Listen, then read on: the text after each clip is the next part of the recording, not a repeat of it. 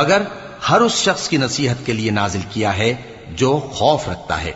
ये उस जात का उतारा हुआ है जिसने जमीन और ऊंचे ऊंचे आसमान बनाए, यानी रहमान, जो अर्श पर जलवा अफरोज हुआ। जो कुछ आसमानों में है और जो कुछ जमीन में है और जो कुछ इन दोनों के बीच में है और जो कुछ मिट्टी के नीचे है, सब उसी का है। और अगर तुम पुकार कर बात कहो तो क्या है, वो तो आहिस्ता कही हुई और निहायत पोशीदा बात तक को जानता है। अल्लाह वो माबूद बरहक है कि उसके सिवा कोई माबूद नहीं है, उसके सब नाम अच्छे हैं। और क्या तुम्हें मूसा के हाल की खबर मिली है?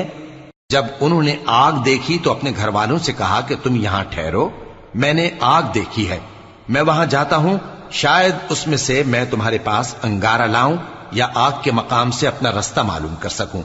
फिर जब वो वहां पहुंचे तो आवाज आई कि ऐ मूसा, मैं तो तुम्हारा परवरदिगार